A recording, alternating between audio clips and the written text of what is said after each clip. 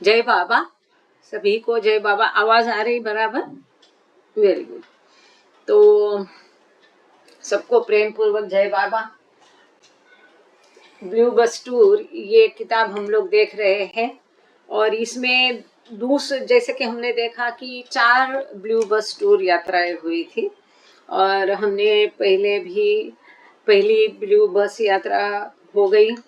अभी दूसरी ब्लू बस यात्रा शुरू हो गई है और इसमें फिर से थोड़ा बदलाव आया है और बाबा अभी मंडला जाने के बदले बेंगलोर गए हैं। बेंगलोर में बाबा का मस्त कार्य जोर शोर से शुरू है। साथ ही में बेंगलोर आश्रम जो बैरामंगला में खुलना था उसका काम भी जोरों शोरों से हो रहा है। तो उसी सिलसिले में सारी गतिविधियां हम लोग देख रहे थे। पिछले बार हम लोग रुके थे पेज नंबर 275 में। तो उसमें बाबा ने कहा था ये सब मेरा ही खेल है। ये इसलिए क्योंकि जो कुछ घटित होता है, अचानक प्लान में बदलाव होता है, ये सब बाबा का ही किया है, उन्हीं का ही खेल है। और आज जो अभी हम देखने जा रहे हैं उस चैप्टर का नाम है it is all an enigma. Enigma मतलब गूढ़ रहस्य। जो कुछ होता है इसके पीछे का रहस्य जो है, सीक्रेट जो जिसको हम बोली भाषा में कहते हैं, ये रहस्य हम कभी नहीं जान पाएंगे। ईश्वर की, अवतार की, सदगुरु की जो भी गतिविधियां हैं, इसके पीछे क्या रहस्य है, क्या सीक्रेट है, ये हम सामान्य व्यक्ति कभी नहीं समझ सकता है। परंतु बाबा ने कहा कि ये सब मेरा रहस्य है। अब आगे इसमें ये पिछले बार हमने ये फोटो शेयर की थी, फिर भी एक बार आप लोग देख लीजिएगा। एक्चुअली मैंने ये डाउनलोड की थी पर पता नहीं अब मुझे मिल नहीं रहे हैं। तो एक सुंदर तस्वीर है, मोहम्मद है बाबा के सामने बैठे हुए और बाबा है और बगल में यहाँ देखते हैं तो खाने का भगुना या प्लेट जो भी है ये दिख रही है मेरी उंगली के सामने। और बाबा मोहम्मद को खाना खिला रहे अपने हाथों से। आप देख पा रहे हैं इसको? हाँ, क्योंकि अगर मोबाइल से आप कर रहे हैं जी तो मेरा वीडियो तो ऑन ही है और स्क्रीन शेयर ऑन है, तो मेरे ख्याल से दोनों भी आपको दिखाई देता है। ऊपर स्क्रीन शेयर कंटिन्यू रहता है ताकि बाबा की फोटो को देखते देखते आप सुने। तो ये मोहम्मद को बाबा खाना खिला रहे हैं। Baba hand feeding Mohammed in the mast ashram located behind the links bungalow, जैसे हमने पिछले बार देखा था। वहाँ के जो दीवान है उनके भाई का ये लिंक्स बंगलो बाबा के उपयोग के लिए वापरने के लिए 275 रुपये महीने का किराया था उसका। तो उसके पीछे ही बाबा ने ये लिंक्स बंगलो शुरू किया, जो सर्वेंट क्वार्टर्स थे उसके पीछे ही ये मस्त आश्रम शुरू किया था। तो वहां पर बाबा ये मोहम्मद को खाना खिला रहे हैं। It's all an enigma. Meanwhile, the threat of conflict in Europe was treacherous undercurrent drawing the world inexorably towards war. Donkin did not identify Baba's focus on the escalating tensions as one of the channels of his energy after the shift to Bangalore, perhaps because, unlike his must work and the creation of new center, this aspect of his work was by in its very nature invisible, but for the manner in which it was mirrored in the world events. तो बाबा जब ये कार्य कर रहे हैं उस समय संसार में क्या गतिविधियां चल रही है। आज हम जो बाबा का कार्य, उस समय विश्व में क्या गतिविधियां चल रही है, ये पूरा हम साइड बाय साइड दोनों देखेंगे। तो यहाँ पर यूरोप में एकदम जो विश्वासघात की माहौल चल रहा था, यहाँ पर ऐसा ही लिखा है, यूरोप वाज ट्रेचरस, है ना, कठिन, हटीला या कपटी, विश्वासघात की, ऐसा उसका अर्थ है। तो Europe was treacherous undercurrent drawing the world inexorably toward war. तो बहुत तीव्र या कठिन रीत्या हठीलेपन से जो यूरोप है पूरे विश्व को युद्ध की तरफ लेके जा रहा था। डॉन्किन ने यहाँ पर जो Donkin did not identify Baba's focus on the escalating tensions as one of the channels of his energy after the shift to Bangalore, perhaps because unlike his must work and creation of the new center, तो यहाँ पर जब हम डॉन्किन्स की diary देखते हैं, अब डॉन्किन ने नए नए आश्रम देखा है, नए नए वो आश्रम में आया है, उसका ध्यान जो है बाबा का बाह्य दृष्टि से जो कुछ कार्य उनको नजर आ रहा है, जैसे मस्त के कार्य बाबा कर रहे हैं, इस तरफ उसको कोरिलेट करने की तरफ इतने डॉन्किन परिपक्व नहीं थे। यहाँ पर उन्होंने लिखा है कि डॉन्किन का इसके ऊपर ध्यान नहीं था कि जो विश्व में टेंशन्स चल रहे, एकदम तीव्र युद्ध का माहौल हो रहा है और बाबा जब अपनी एनर्जी इसमें लगा रहे हैं बेंगलोर के कार्य में, तो हो सकता है कि क्योंकि डॉन्किन का ध्यान पूरा बाबा के मस्त वर्क पर था जो उनके लिए नया था। डॉन्किन ने अभी आश्रम ज्वाइन किया और साथ ही में नया सेंटर प्रस्थापित करने की भी बाबा कोशिश कर रहे थे बैरा मंगला का। तो ये जो बाबा का कार्य है वास्तव में ध्यान से हम एक एक आगे देखेंगे आज। जैसे जितना मैंने कोशिश थोड़ी बहुत की है कि ये एक कृति बाबा ने यहाँ की, उसके प्रतिसाद वहाँ विश्व में और युद्ध में कैसे हुए हैं। ये जो बाबा का कार्य था बैरा मंगलम में सेंटर प्रस्थापित करना, ये बाबा के लिए सेंटर प्रस्थापित करना महत्वपूर्ण नहीं था, ये प्रतीकात्मक कार्य था बाबा का। इसके जरिए बाबा युद्ध का प्लानिंग कर रहे थे, यहाँ सेंटर का प्लानिंग, वहाँ युद्ध का प्लानिंग, ऐसा इसको कोरिलेट कर सकते हैं। और यहाँ पर मस्तों की सेवा बाबा कार्य कर रहे थे, तो डॉन्किन का ध्यान इस जो बाहर से दिखता है उन्हीं गतिविधियों पर बाबा के था, और जो कि अंदर से बाबा का कार्य था वो इनविजिबल था, दृश्य नहीं था। जो बाबा कार्य करे वहाँ कृष्ण युद्ध भूमि पर स्वयं खड़ा हो गया होगा, पर इस अवतार काल में ये सब रहस्यपूर्ण तरीके से हो रहा था, परंतु it was invisible but it was mirror. तो ये बाबा का कार्य अदृश्य था, परंतु इसके प्रतिसाद, इसकी प्रतिमा विश्व और उसके युद्ध पर आ रही थी। Baba had been commenting on the approaching war since his arrival in Sholapur at the beginning of the tour.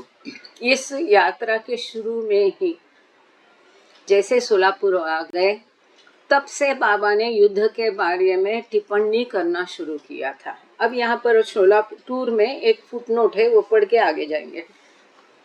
Baba had been making daily statements about the coming war every day since the beginning of the first tour in December 1938. तो पहली blue बस यात्रा 1938 हो गई, उसी शुरुआत से ही बाबा करीब करीब रोज युद्ध के बारे में टिप्पणियां करते थे।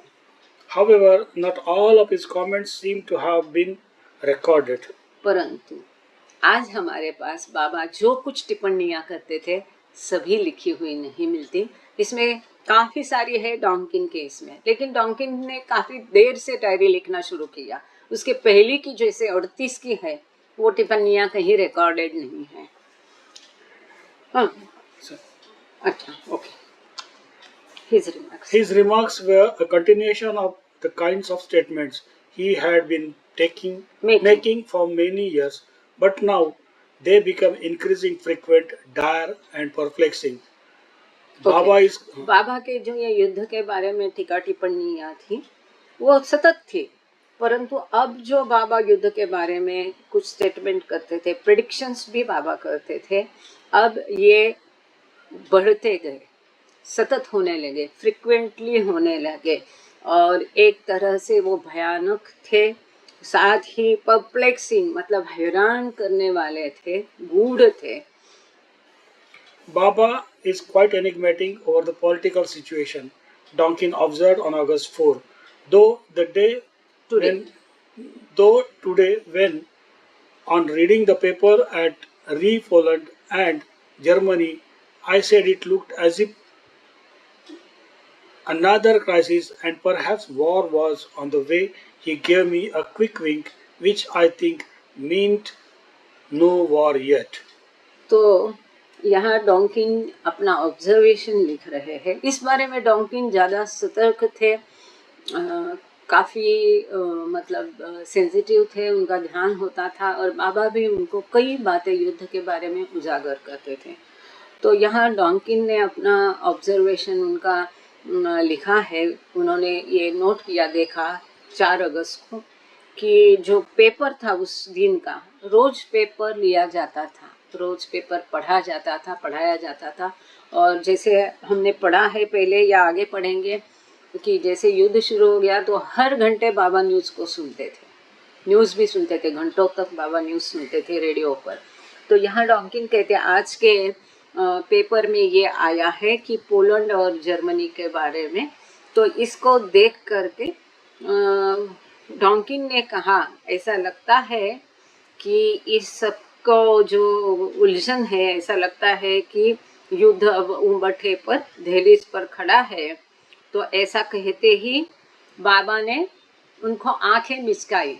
जब डॉन्किन ने ये कहा तो तुरंत बाबा ने उनकी तरफ देख कर ऐसा ऐसा, मतलब आंखें मिचकाना कहते उस तरह का किया। इसका अर्थ ये भी हो सकता है कि सही है, लेकिन यहाँ डॉन्किन कहते हैं उनको ऐसा लगा कि बाबा कह रहे नहीं कि अभी नहीं। जैसे कि हम देखते हैं, देखिए इसको ध्यान से देखना। पहली बार ब्लू बस टूर 1938 में शुरू हो गई, दूसरी ब्लू बस टूर 1939 में शुरू हो गई। पहला महायुद्ध था, विश्व महायुद्ध 1914 से लेके 1918 तक चला, 5 साल। और उसका कार्य सब संभाला था साईं बाबा ने, है ना, आप लोगों को ये सब पता ही है।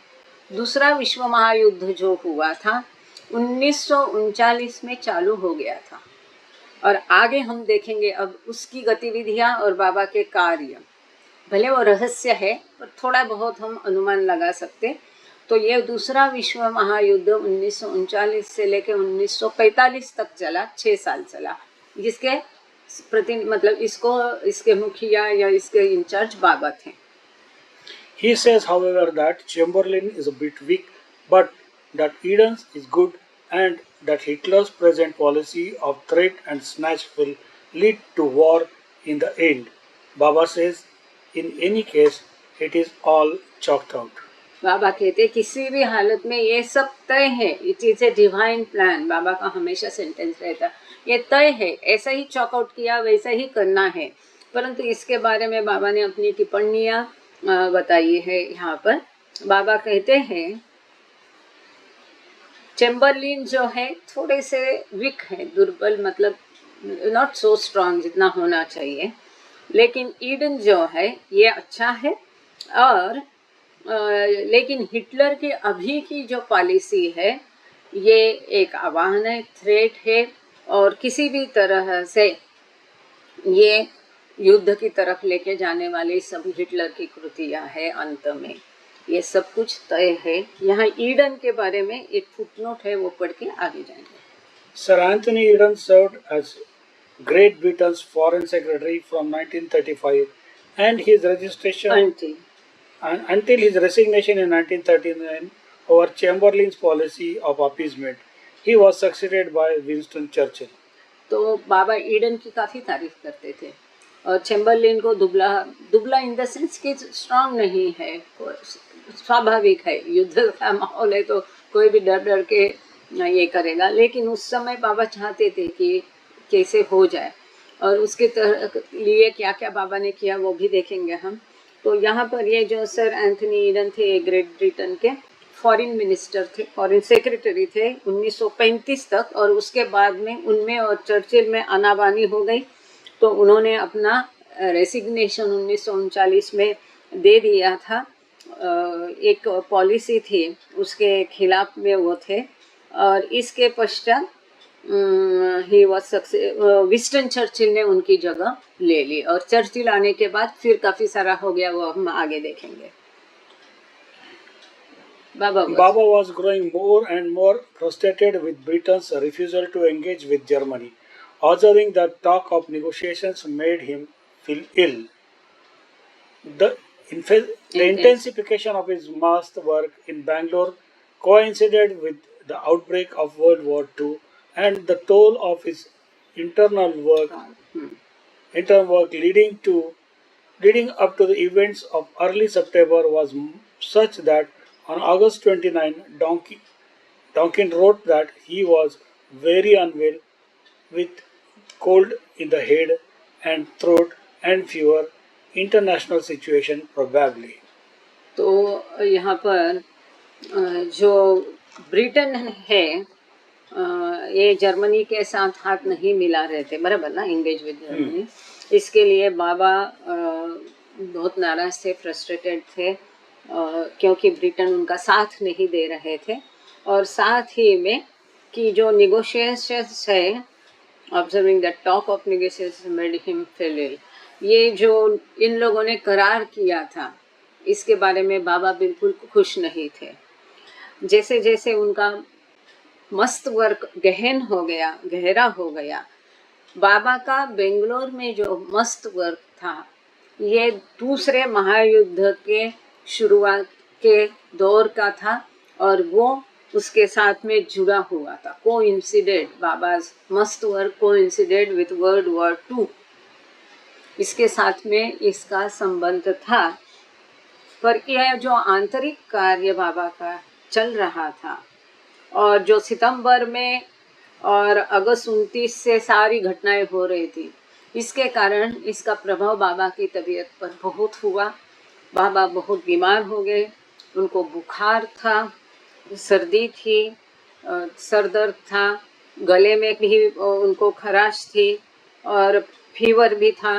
तो डॉन्किन कहते कि शायद जो अंतर्राष्ट्रीय अभी माहौल है, इसका परिणाम ये बाबा की सेहत पर हुआ है. 3 days later. 3 days later, on September 1, 1939, Germany invaded Poland, smashing the terms of the Munich Agreement and Agreement and precipitating a chain of catastrophic events that would ultimately draw 61 nations into a 6-year conflict that would cost the lives of as many as 70 million military personnel and civilians. तो इसके 3 दिन पश्चात ही, जब बाबा बीमार हो गए, इसके 3 दिन पश्चात 1 सितंबर 1939 को जर्मनी ने पोलैंड पर हमला किया. अब तक क्या बाबा चाहते थे कि ब्रिटिश ही उनके साथ दे दे, लेकिन जर्मनी ने ही पोलैंड पर हमला किया, और इस तरह जो म्यूनिच करार था, इसका उल्लंघन जर्मनी ने किया. और ये करार से बाबा खुश नहीं थे, हम पहले ही देखे हैं. इससे क्या हुआ कि पूरे विश्व को उन्होंने 6 साल के लिए एक महान भयानक युद्ध की कगार पर लाके रख दिया. किसके कारण? जर्मनी की ये हरकत के कारण पूरा विश्व महायुद्ध की दहलीज पर खड़ा हो गया.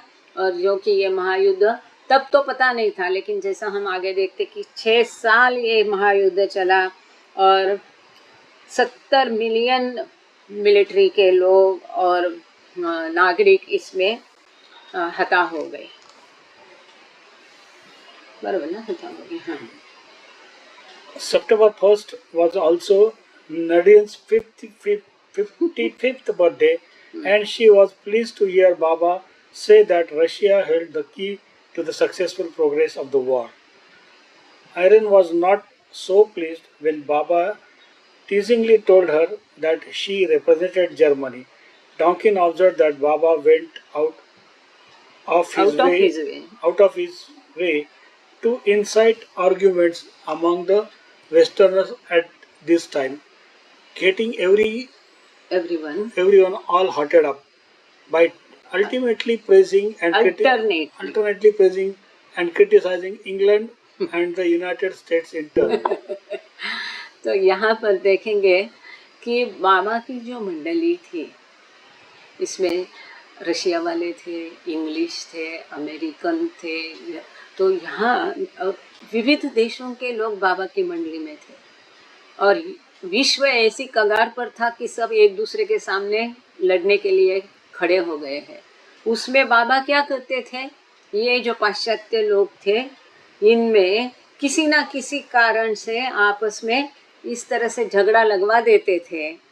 कभी किसी को वो तारीफ करते थे, कभी वो किसी को क्रिटिसाइज करते थे, कभी इंग्लैंड वालों को ब्रिटिशर्स की वो तारीफ करते थे, और कभी वो अमेरिकन्स की तारीफ करते थे।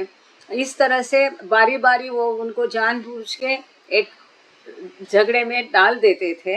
अब यहाँ पर और एक महत्वपूर्ण हम बात देखेंगे कि 1 सितंबर को नदीम टॉलस्टाय, ये सुषमा जी हम बात करेंगे।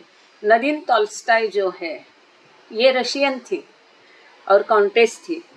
तो 1 सितंबर को ही युद्ध छेड़ा गया, और जैसे हम देखते हैं इसकी हिस्ट्री में, जब रशिया इसमें मित्र राष्ट्रों की तरफ से कूद गया, तब जाके युद्ध ने नया मोड़ लिया था। 1 सितंबर 1939 को युद्ध छेड़ गया, और 1 सितंबर को नदीम टॉलस्टाय का जन्मदिन 55वां जन्मदिन था, और वो बाबा सभी का जन्मदिन मनाते। और जब बाबा ने उसके जन्मदिन पर कहा कि इस पूरे विश्व युद्ध की चाबी रशिया के हाथ में है, तब नदीम टॉलस्टाय बड़ी खुश हो गई, क्योंकि उसका देश है ना, ये जाहिर है। और ऐसा ही हुआ है, आप लोगों ने इतिहास में पढ़ा होगा, आपको याद होगा। लेकिन जो इरिन बिलो है, या इरिन कहते, मैं इरिन कहती, जो भी है, इरिन बिलो जो है, इसको बाबा ने बहुत चिढ़ाया, और बाबा ने उसे कहा कि वो जर्मनी को रिप्रेजेंट करती है। ये हो सकता है, हमें पता नहीं है।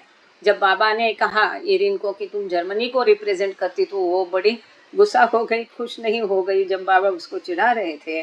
और इस दरम्यान बाबा डॉन्किन का ये ऑब्जर्वेशन है, निरीक्षण है कि बाबा ये वेस्टर्नर्स लोगों को इस प्रकार से झगड़वाते थे आपस में, कभी इसकी तारीफ करो, कभी उसकी तारीफ करो। सच Such provocation may have been an aspect of his war work. By aggravating his close ones, he might in fact have been goading the United States and Great Britain into action. तो ये बाबा का विश्व युद्ध के तरफ का आंतरिक कार्य करने का एक तरीका था। इस प्रकार से ये दोनों को लड़वा के, इन दोनों को मिला के आगे युद्ध में कूदना था। उसके लिए बाबा प्रोवोक कर रहे थे इन दोनों को। इस तरह से आंतरिक कार्य बाबा का चल रहा था, इन दोनों को एग्रीवेट करा के उनकी सिचुएशन युद्ध के लिए अनुकूल करने के लिए एक प्रकार का ये बाबा का आंतरिक कार्य था। सुषमा जी, आपका सवाल अभी लेना है कि बाद में ले सकते हैं? जय बाबा। सुषमा, ठीक हूँ, आपका हैंड रेस था।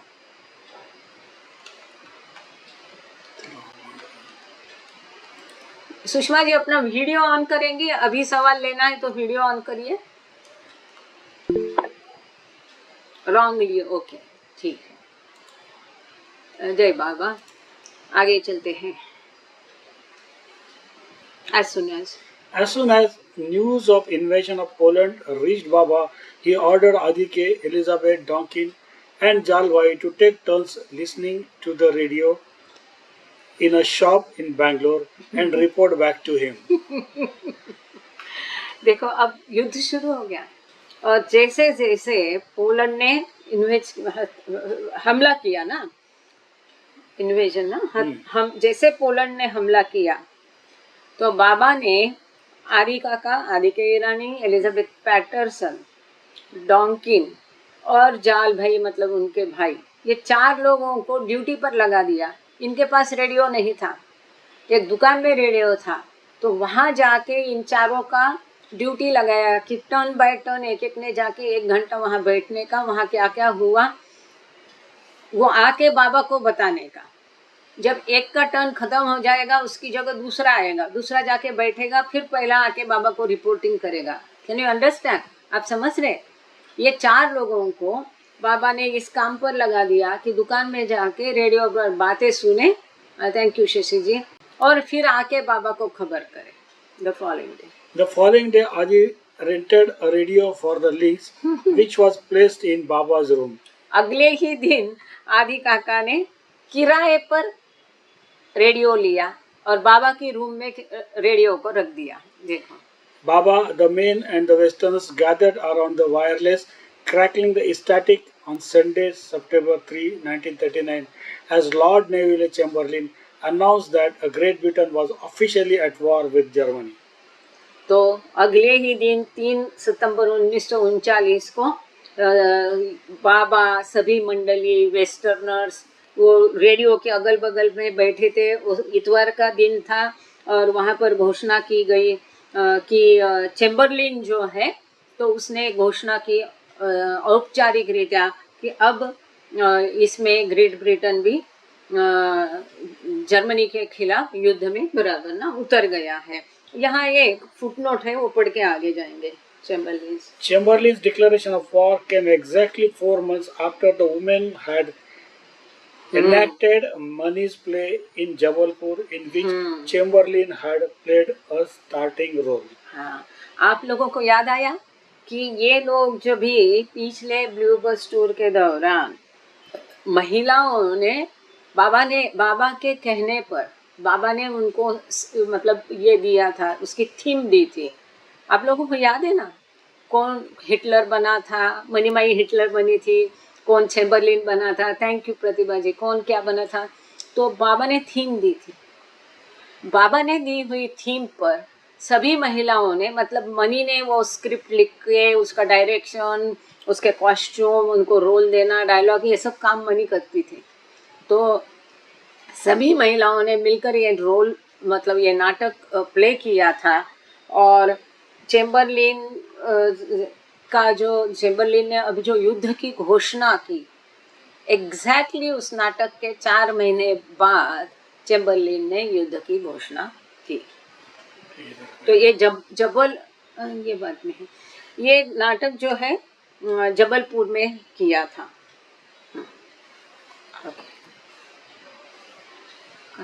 Ironically, it was he who had brokered the Munich Agreement on behalf of Great Britain less than a year before. Ironically, तो मजे की बात ये है कि ये चैम्बरलिन ही था जिसने कि ब्रिटेन की तरफ से म्यूनिक करार पर साइन की थी, जो कि बाबा को बिल्कुल पसंद नहीं था। जैसे हमने अभी देखा, ये बात बाबा को तभी पसंद नहीं थी। उसी ने करार पर साइन की और वही अभी करार को तोड़ रहा है। तो यहाँ पर एक साइड नोट है, वो पढ़ के फिर आगे जाएंगे।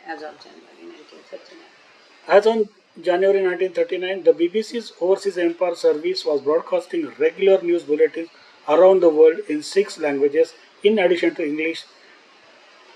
In an article entitled "London Calls the World," the BBC Handbook 1940 states, with the help of the Empire news bulletins, people in every quarter of the globe could keep abreast of the latest news of the international situation as it came fresh from the tape machines, and then at least when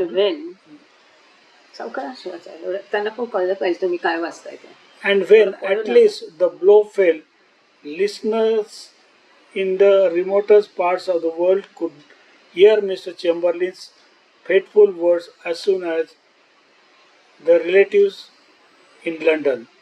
Lord Neville Chamberlain's September 3, 1939 speech was broadcast live by BBC Empire Service at 11 a.m. GMT. London Calls the World, BBC Handbook 1940, British Broadcasting Company. उन्होंने source दिया है कि ये कहाँ से लिखा है। इसका सोर्स दिया है कि London calls the world, BBC handbook है 1940 का। तो ब्रिटिश ब्रॉडकास्टिंग कंपनी है, BBC मतलब BBC ब्रिटिश ब्रॉडकास्टिंग कंपनी का 1940-47 का। गूगल में भी आप जाओगे तो ये भाषण अभी भी शायद आपको सुनने को मिलेगा। 19 1939 के जनवरी में ये बीबीसी जो है युद्ध के बारे में 6 भाषाओं में न्यूज़ देते थे, समाचार देते थे इंग्लिश के साथ, मतलब 7 भाषा हो गई इंग्लिश को पकड़ के। तो वहाँ पर उनका जो लेख है लंदन कॉल्स द वर्ल्ड, कि लंदन विश्व को बुला रहा है, ये बीबीसी हैंडबुक 1940 का ये कहता है।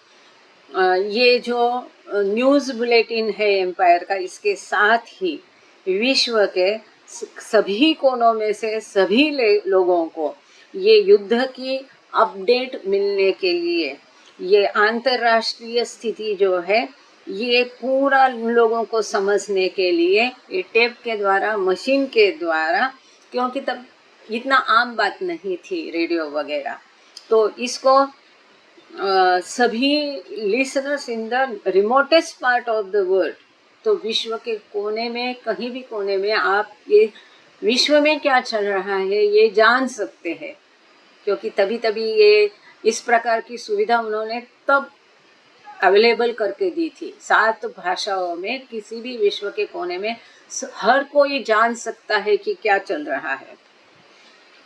और इसी प्रकार ये जो चेम्बरलिन है, उनके जो शब्द थे, तो उनके रिश्तेदारों ने भी लंदन में सुन लिए। साथ में 3 सितंबर 1939 में जब ये चेम्बरलिन ने घोषणा की, तो ये स्पीच जो उनका भाषण था ये बीबीसी से ब्रॉडकास्ट हुआ था और विश्व के कोने में सभी लोग इसको सुन पाए थे। आगे चलते। बाबा was so pleased with the news that he made his own declaration saying that blessed old man's speech has satisfied me. तो बाबा इस युद्ध की घोषणा से बड़े खुश थे और बाबा कहते हैं कि ब्लेस्ड, चेम्बरलिन को उन्होंने आशीर्वाद दिए और कहते हैं ये बूढ़े आदमी ने मुझे सेटिस्फाई कर दिया है, खुश कर दिया है। I am happy that war is declared. वो कहते हैं कि बाबा कहते हैं कि मैं बहुत खुश हूँ कि युद्ध की घोषणा हुई। England at last kept her word. Chamberlain, though old and slow, is firm. He won't rest until Hitler is crushed. Of course, of all countries today, I love England most. तो उस समय में बाबा इंग्लैंड के ऊपर बड़े खुश थे, Chamberlin के लिए बड़े खुश थे और उनकी चेम्बरलिन की बाबा ने बहुत सराहना की। बाबा कहते मैं युद्ध घोषित होने के कारण खुश हो गया हूँ और इस प्रकार से इंग्लैंड ने अपना शब्द आखिरकार खरा किया। चेम्बरलिन बूढ़ा है, बहुत स्लो है, मतलब उसकी कुछ हमारे भी नेता याद आए, ये बड़े स्लो है, धीमे है, लेकिन फर्म है, निश्चय है इनका। और जब तक अब हिटलर को वो नेस्तनाबूद नहीं करता है तब तक चेम्बरलिन आराम नहीं करेगा। लेकिन जाहिर है सभी देशों को मिल के ये काम करना पड़ेगा। लेकिन आज की तारीख में इन सभी देशों में से मैं इंग्लैंड को और अधिक प्यार करता हूँ। I love England most. ये जब हम पढ़ रहे हैं, हो सकता है इक्का दुक्का किसी के मन में आएगा ये कैसा अवतार है कि जो युद्ध से खुश होता है ना। लेकिन युद्ध के परिणाम और युद्ध के फायदे तोटे, इसके बारे में हमने ऑलरेडी बाबा का एक बहुत बड़ा डिस्कोर्स सुना है। बाबा ने प्रवचन खास दिया था कि युद्ध के फायदे क्या है, युद्ध का नुकसान क्या है और आध्यात्मिक क्षेत्र में युद्ध की क्या अहमियत है। आप लोगों में से किसको किसको याद है ये जो बाबा ने युद्ध के बारे में कहा था? Thank you Mehra, thank you. और इसी प्रकार से यदि हम देखेंगे तो हर अवतार काल में युद्ध हुआ है। कहने की बात है युद्ध जरूरी इसलिए होता है कि ऐसी जब इतनी जानलेवा स्थिति होती है तभी लोग अपनी नींद में से जागते हैं। उनको ये जो क्षणभंगुरता है, या जिसको क्या कहेंगे, क्षणभंगुरता हिंदी शब्द है, बराबर है, क्या कहेंगे? ये जो इटर्नल नहीं है, पेरिशेबल लाइफ, और ये जो भौतिक जीवन है जो चिरकाल नहीं है, नष्ट होने वाला है, स्वयं का जीवन, अपने सभी धन दौलत, ये कैसा नश्वर है, ये शाश्वत नहीं है, इसका भान लोगों को आता है। फिर वो अंदरूनी अपने अंदर झांकते हैं कि व्हाट इज इटर्नल। तब तक वो दुनियादारी की तरफ पीठ नहीं करते जब तक वो बहुत गहरी मुसीबत, जैसे हम आजकल देख रहे हैं, बाढ़ आ गई, ये बह गया, गांव के गांव नेस्त नाबूद हो रहे हैं, इन सबको देखते हैं तो हमको बाबा का फाइनल डिक्लेरेशन याद आता है। बाबा ने कहा था 3/4 विश्व नष्ट होगा। ये विश्व रहने के लिए, बरकरार रहने के लिए थोड़ी है। ये सृष्टि, ये जीव का सबका उद्देश्य आखिर ईश्वर साक्षात्कार है। अगर ये विश्व, अगर ये युद्ध पूरे विश्व को एक आध्यात्मिक धक्का देके आगे बढ़ाता है, क्योंकि फिर वो सोचने लगते हैं अरे जान माल ये सब नश्वर है, शाश्वत क्या है ये खोजने पर। जैसे कि आप लोग देखते हैं कि पैंडेमिक के बाद जितना भी है अधिकाधिक लोगों की मेंटालिटी चेंज हो गई है, हो गई कि नहीं हो गई, आपको क्या लगता है? इसी प्रकार से बाबा कहते हैं युद्ध का और एक कई सारे फायदे बताए, मैं ठोक ठोक 1-2 बताती हूँ, फिर आगे चलते हैं, नहीं तो समय इसी में चला जाएगा। आप वो याद करो, ढूंढो, फिर उसको पढ़ो। गिने चुने 2 ही लोगों को याद है, क्यों ऐसा? एनीवे, साथ ही में बाबा कहते हैं कि युद्ध के दौरान लोग एक दूसरे की मदद करने पे तुलते हैं, अपनी जान की परवाह किए बिना सैनिक अपने देश के लिए लड़ते हैं। तो ये जो नोबल क्वालिटीज, अच्छे गुण है किसी के अंदर, वो ऐसी मुसीबत की घड़ी में ही बाहर आते हैं, जो एक अच्छी बात है आध्यात्मिक प्रगति के लिए। खैर, तो हम आगे चलते हैं। बाबा also 66 note है। Baba also predicted a long war, calling Hitler mad and Mussolini mean, and he assumes responsibility for all that was to ensue. साथ ही ने बाबा ने ये भी प्रेडिक्शन कर दिया, भविष्यवाणी आगे का बता दिया कि ये युद्ध बहुत लंबा चलने वाला है। 1939 में ही बाबा ने कहा, जो कि हम देखते 6 साल चला। इसीलिए ये बिल्कुल जाहिर है कि ये पूरा दैवी योजना के हिसाब से हुआ। साथ ही में बाबा ने हिटलर को मैड कहा, एक पागल है, और मुसोलिनी को मीन, मतलब बहुत कंजूस है या बहुत मीन है ना, मीन जिसको हम कहते हैं। And he assumed responsibility for all that was to ensue. इन दोनों के ऊपर ये सारी जिम्मेदारी, इनके कारण ये हो रहा है, हिटलर और मुसोलिनी के। दोनों भी हुकुमशाह थे। आगे इसके बारे में भी, हुकुमशाही कभी भी अच्छी नहीं होती है, और देश के नागरिकों का ये कर्तव्य होता है कि अपनी अपनी लोकशाही के प्रति सतर्क रहे। नहीं तो ये हुकुमशाही जैसे हिटलर और मुसोलिनी ने पूरे विश्व को खाई में धकेल दिया, पूरे विश्व के साथ इतना सारा खराब हो गया, उसके दोषी ये दोनों है, बाबा कहते हैं। आगे देखेंगे बाबा इसके। बाबा ने अपने ऊपर ली, and he assumed responsibility for all that was to ensue. जितना होने वाला है इसकी जिम्मेदारी बाबा ने अपने ऊपर ले ली। It is all my game. You see me sitting here quietly, but how can you know what I am doing quietly in this corner? तो ये सब की बाबा कहते हैं he assumed responsibility for all that was to ensue. लेकिन फिर भी बाबा कहते हैं जो भी होने वाला है इसका जिम्मेदार मैं हूँ। ये बाबा स्वयं कह रहे हैं। बाबा कहते हैं ये सब मेरा खेल है, it is all my game. तुम यहाँ मुझे शांति से बैठा हुआ देखते हैं, परंतु तुमको भनक भी नहीं है कि शांति से बैठे हुए मैं अंदर से क्या कर रहा हूँ। Now all the world is excited. पूरा विश्व एकदम एक्साइट हो गया है। You cannot imagine what the condition of the people, especially in Europe, is at the moment. No rest, no sleep, a state of continued anxiety and tension.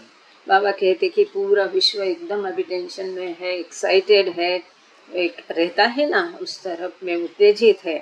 तुम इसकी कल्पना भी नहीं कर सकते कि आज विश्व में लोगों की क्या हालत है, खास करके यूरोप में लोग बहुत टेंशन में है और उन लोगों को ना आराम है ना नींद है, तो उनका जो मनस्थिति है बहुत टेंशन में है और स्वाभाविक भी है। जहाँ एकदम दहलीज पर युद्ध खड़ा है तो लोग टेंशन में तो होंगे ही होंगे। This war is not like that last war, which was fought on land and water. Now it will be all in the air. ये भी बाबा ने कहा, देखो 1939 में बैठी जगह बेंगलोर में बाबा कहते पिछले युद्ध जैसा ये युद्ध नहीं रहेगा। ये जमीन पर भी लड़ा जाएगा, पानी में भी लड़ा जाएगा और हवा में भी लड़ा जाएगा। देखो सभी प्रेडिक्शन बाबा ने पहले कर लिया था। My blessings to England.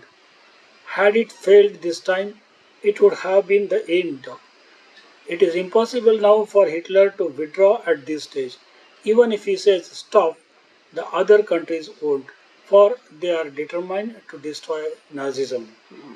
अब आपको समझ में आया होगा कि इस युद्ध की घोषणा के बाद बाबा क्यों खुश हो गए। यदि ये हिटलर और नाजिज्म और ये जो मुसोलिनी है हुकुमशाह थे, यदि इनके खिलाफ पूरा देश पूरा विश्व एकजुट से खड़ा नहीं होता तो ऐसे ही सारे विश्व पर उन्होंने सत्ता करके लोगों को मुसीबत में डाला होता, जो कि क्रुएल्टी का उनका कठोर निष्ठुरता निर्दय का राज था।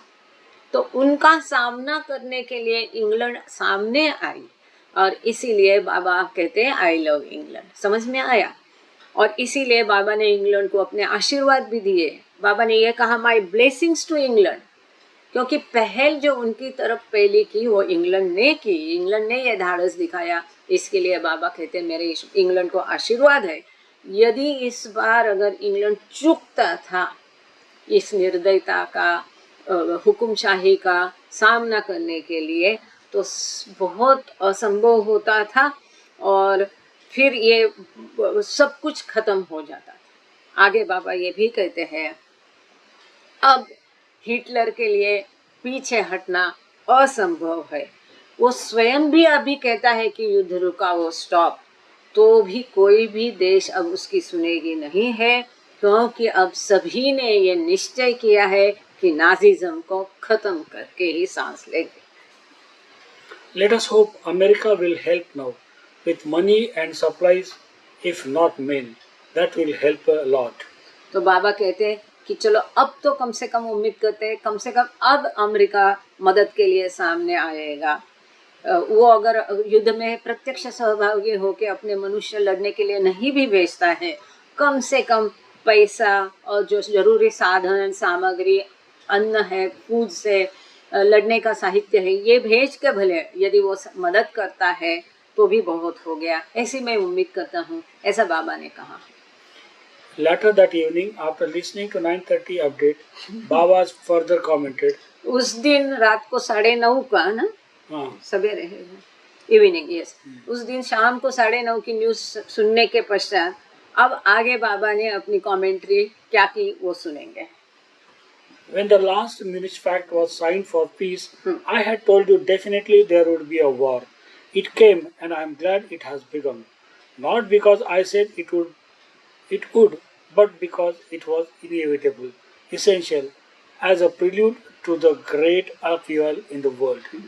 तो अब आपको पहले प्रश्न का उत्तर मिला होगा कि बाबा क्यों खुश हो गए युद्ध के कारण।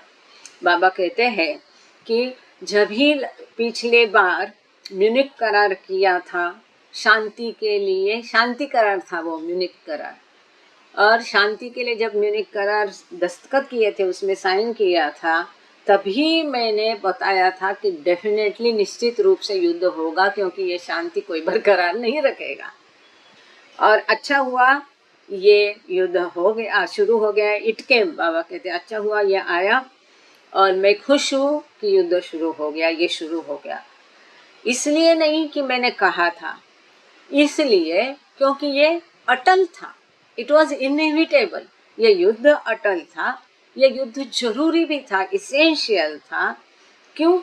इसके बाद एक नया विश्व आने वाला है और विश्व में एक उत्थान होगा, इसके लिए ये युद्ध का होना जरूरी है। और जैसा हम देखते हैं कि ये भी आगे हम सुनेंगे, अभी बाबा ने कहा था कि ना इसमें किसी की जीत होगी ना किसी की हार होगी, ऐसा ही हुआ है विश्व युद्ध में।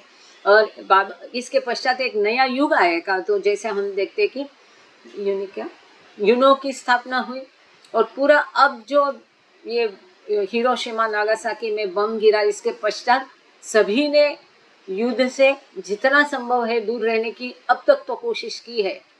छुटू पुटू छोटा पोटा चलता है, पर बड़े युद्ध की तरफ कोई भी विश्व को नहीं ले जाए, इसका सभी कोशिश करते हैं। और एक प्रकार के जो प्रगति, एक पूरा एक मानसिकता लोगों की बदली है। विश्व में जो एक विकसित नया विश्व निर्माण हो गया है।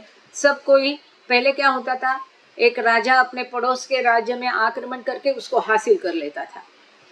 अब ये नहीं हुआ है। अब जो उसका बरकरार रखने की कोशिश करता है। एक नया विश्व निर्माण होगा जो अच्छे के लिए होगा। और वैसे विश्व में हम अब जी रहे हैं, हम उसको देख रहे हैं। अभी की हालत मत देखो, लेकिन 45 के बाद से लेके 2024 का अब देखोगे तो कितनी प्रगति हुई, शांति, अमन, विकास, प्रगति, कितना सब कुछ था। अब थोड़ा थोड़ा ये तो चलने वाला है, क्योंकि अगला अवतार भी तो जल्दी आने का है ना। तो फिर भी अभी भी अच्छा ही है। तो एक नए विश्व की शुरुआत होगी, इसके लिए ये युद्ध होना जरूरी है, बाबा कह रहे हैं। क्योंकि उस तब तक क्या था, ये एक कॉलोनिज्म था। एक देश जैसे कि पुर्तगाल है, इंग्लैंड है, बाकी देशों पर राज करते थे। जैसे कि भारत भी गुलामी में था, कई देश गुलामी में थे। और जो गुलामी में नहीं, वहाँ पर कहीं पर क्या चल रहा था, हुकुमशाही चल रही थी, कहीं राजेशाही चल रही थी। ये सब खत्म हो गया इसके बाद में। हुकुमशाही खत्म हो गई, राजेशाही खत्म हो गई। यहाँ तक कि जो एक प्रकार का अलग रशिया का था, ये भी भले अभी देर से, लेकिन एक प्रकार से वो भी खत्म हो गया है।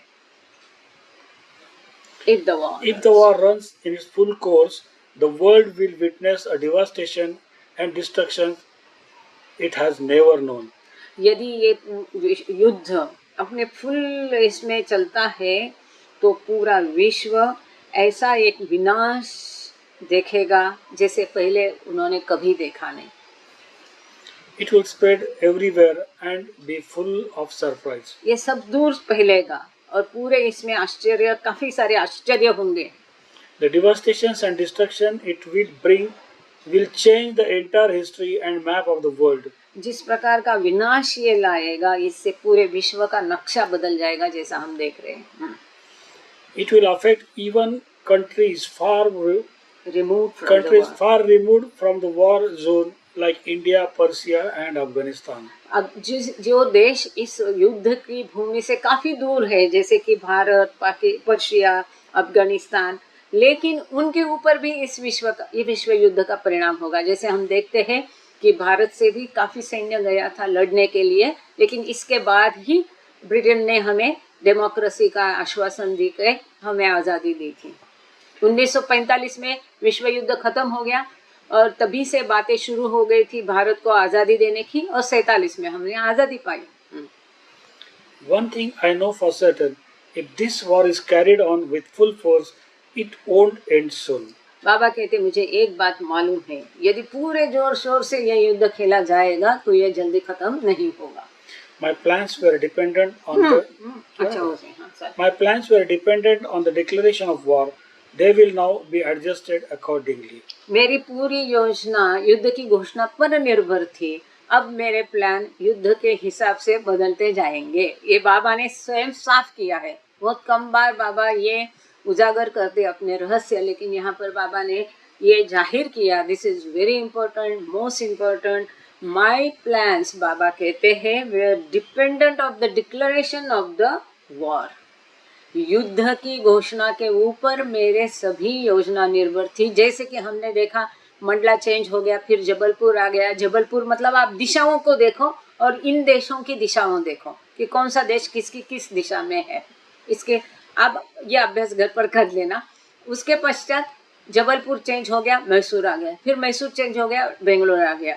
जो भी बाबा के अब बोलते हैं घोषणा के पश्चात मेरे प्लान उस जैसे कि युद्ध में बदलाव होता जाएगा उस प्रकार से मेरे योजनाओं में बदलाव होता जाएगा। बाबा कहते हैं I may leave all and go into seclusion, or I may lock up myself up in a room or begin fasting. बाबा कहते हैं ये मैं सब छोड़ के एकांतवास में चला जाऊंगा, या मैं अपने आप को एक रूम में बंद कर दूंगा, या तो मैं उपवास करूंगा।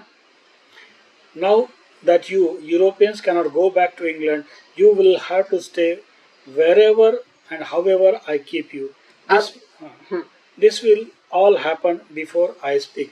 तो बाबा कहते हैं चूंकि अब युद्ध छेड़ गया है, आवाजाही बंद हो गई है, तो बाबा यूरोपियंस को कहते हैं, जो यूरोप के लोग थे, अब तुम इंग्लैंड वापस नहीं जा सकते क्योंकि युद्ध शुरू हो गया, आवागमन बंद हो गया है।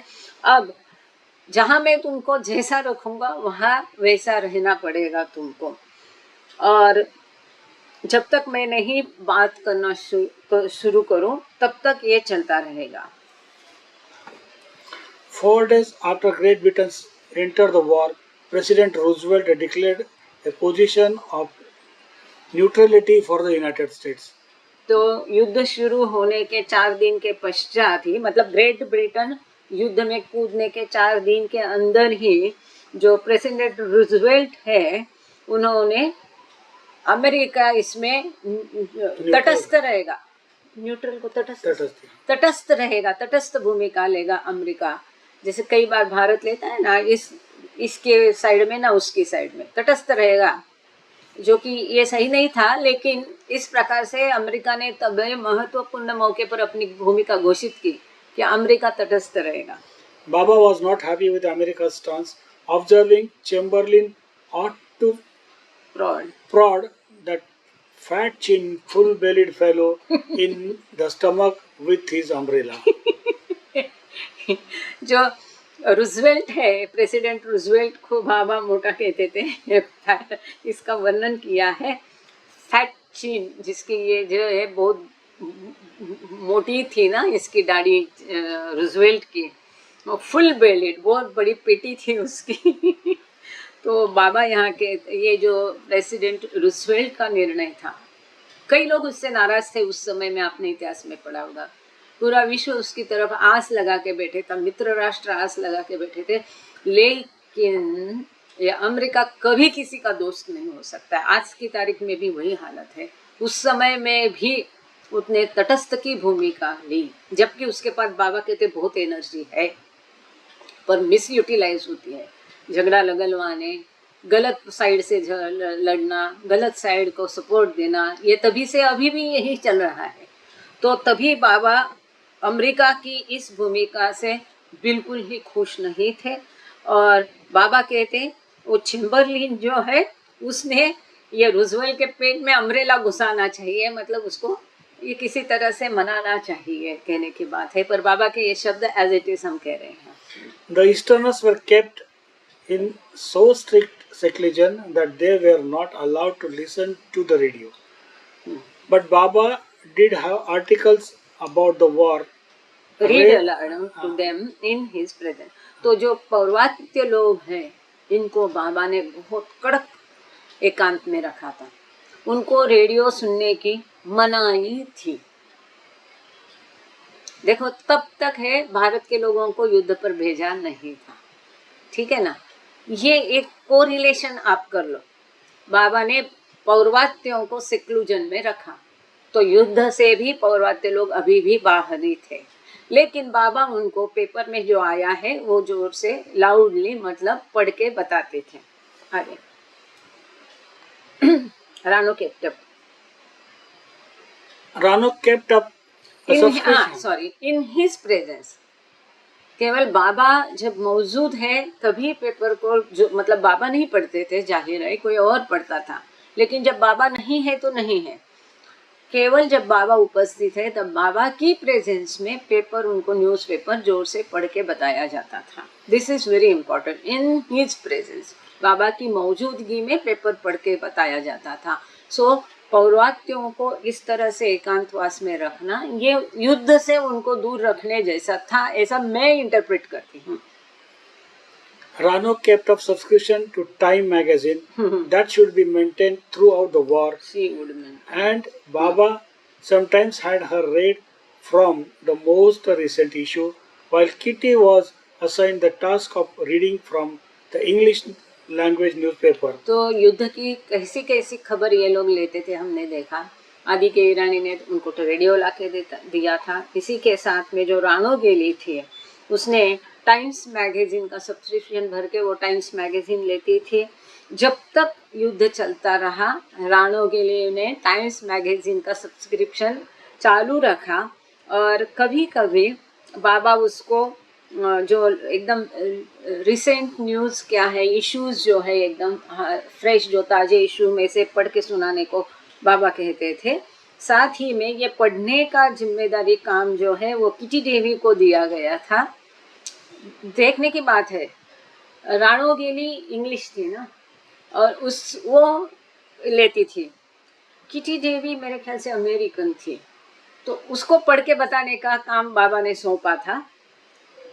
वो भी कौन से, इंग्लिश लैंग्वेज न्यूज़पेपर से उसको पढ़ाने का काम किटी देवी को दिया था। Both had to remember when Mehra was present to substitute Mrs. Hitler for Hitler, Mrs. Mussolini for Mussolini, and so on. Alterations that might have sounded comical had the circumstances not been so alarming. आप सबको, हम सबको पता है कि मेरा मैं एक स्ट्रिक्ट सेक्लूजन में थी, अबव ऑल सबसे भी, कि किसी पुरुष का नाम सुनना नहीं, आवाज़ सुनना नहीं, किसी को देखना नहीं, वगैरह वगैरह। यहाँ तक कि उनके सामने ही शब्द भी नहीं बोला जाता था, तो वह मतलब पुरुष का कोई नाम भी नहीं लेने को मना था। अब जब न्यूज़पेपर मेहरा के सामने ये लोग पढ़ के बाबा को सुनाते थे, तो इनको मिस्टर हिटलर की जगह मिसेस हिटलर, मिस्टर मुसोलिनी की जगह मिसेस मुसोलिनी ये पढ़ना पड़ता था। अगर ये माहौल इतना गंभीर खतरनाक युद्ध का नहीं होता था, तो डेफिनेटली इस जोक पर सभी आनंद लेकर हंसते थे। As a British subject, Donkin was required to register for military duty. Baba told him that it was his preference that his newest recruit remain in India with the ashram. अब ये युद्ध के जैसे आप अभी झेलेंस्की और ये देख रहे हैं कि ये क्या करते हैं, ये अनिवार्य करते हैं। अभी भारत में ये सिस्टम शुरू नहीं हुई, तभी भी नहीं थी। उनके नियम है, इतने साल के ऊपर, इतने साल के अंदर जो भी पुरुष है, कंपलसरी उसकी इच्छा हो ना हो उसको लड़ाई पर भेज देते हैं।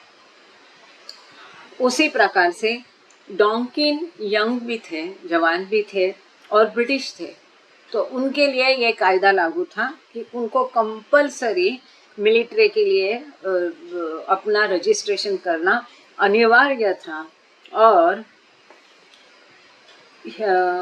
that it was his preference that his newest recruit remain in India. तो डॉन्किन हाँ, तो उसको अपना रजिस्ट्रेशन करना डॉक्टर डॉन्किन को अनिवार्य था, कंपलसरी था कि मिलिट्री में, क्योंकि he is a British citizen, तो भले वो भारत में है, उनके लिए ये मस्ट था, कंपलसरी था कि वो मिलिट्री के लिए अपना नाम दर्ज कराए। उसमें ऑप्शंस थे, तो बाबा ने डॉक्टर डॉन्किन को बताया कि वो ऐसा ऑप्शन दे दे कि वो ब्रिटिश मिलिट्री की तरफ से काम करेगा, लेकिन भारत में काम करेगा और भारत के इस आश्रम में वो देखभाली का काम करेगा। ऐसा ऑप्शन उसको चुनने के लिए बाबा ने कहा था। His second choice was for Donkin to carry out his duty in Europe, ironically, where he would be in the greatest danger, but if that did not come to pass, for him to be posted in India.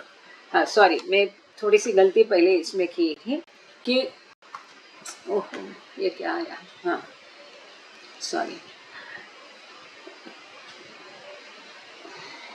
तो बाबा की इच्छा थी कि अभी अभी तुम आश्रम join किए तो आश्रम में रहो, लेकिन उनको रजिस्ट्रेशन करना बिल्कुल अनिवार्य था, तो ये पहला उनका चॉइस था, वे भारत में रहे आश्रम में। अब बाबा ने उनको दूसरा चॉइस दिया कि वो अपनी ड्यूटी यूरोप में करें, मतलब युद्ध में शामिल, मतलब ये एज अ डॉक्टर वो जाएंगे युद्ध मैदान में। परंतु इस तरह से उनके लिए बहुत सबसे अधिक खतरा था। लेकिन यदि इस तरह से अगर उनको जाना ही पड़ेगा, तो आप इस तरह से देखो कि आपका पोस्टिंग भारत में हो जाए, ब्रिटिश के लिए, ब्रिटिश मिलिट्री के लिए, लेकिन भारत में पोस्टिंग हो, ऐसी कोशिश आप करो, ऐसा बाबा ने डॉक्टर डॉकिन को बोल दिया था। तो फिर 4 सितंबर को डॉकिन ने अपना रजिस्ट्रेशन मिलिट्री के लिए कर दिया, परंतु मार्च 1941 तक उनको जाना नहीं पड़ा। तो बाबा अगर चाहते हैं तो किसी को कैसे सेफगार्ड करते हैं, इसका एक सुंदर उदाहरण है। इसका अद्भुत वर्णन डॉकिंस डायरी में है। उनको जाना अनिवार्य था, उन्होंने रजिस्ट्रेशन किया, और फिर भी हालात ऐसे बने कि 1939 साल है, 1941 तक 2 साल तक उनको जाना नहीं पड़ा। तो मार्च के 1941 में उनको जाना पड़ा, लेकिन वो भी बाबा ने सब ऐसा कुछ की घुमाई, वो हम आगे देखेंगे। In mid-September, Baba began to impose a series of restrictions on the ashramites, ordering all the furnishings in the links and the men's bungalow to be removed. अब यहाँ पर सितंबर के मध्य में बाबा ने ऐसे कायदे या रेस्ट्रिक्शन सभी पर लागू किए। उसी में एक था कि लिंक बंगलों में, और पुरुषों का रहने का अलग ठिकाना था, वहाँ पर भी जितना भी फर्नीचर है इसको निकाला जाए। And he replace the beds with the charpais, जहाँ गद्दे थे वो हटाए गए, और जो बेड मतलब आरामदायी जो बेड रहते हैं ना, उसको हटाया गया। बेड की जगह चारपाई आई, मतलब आप थोड़ा सा रोप बेड्स, मतलब क्या कहेंगे, चारपाई ना, बाज रहती है ना, वो जो रस्सी से बांधी हुई रहती है देहात में। कहने की बात है फर्नीचर हटाया गया, बेड्स हटा के वहां पर चारपाई दी। मतलब क्या कि जो बाबा ने ऐसी कोई अरेंजमेंट की कि उससे बदलाव हो गया स्थिति में। फर्नीचर के द्वारा बाबा ने बहुत बड़ा बदलाव किया।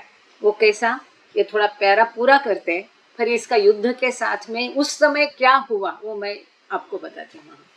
Some of the women recognized that these changes mirrored the kinds of deprivations people in Europe would soon suffer.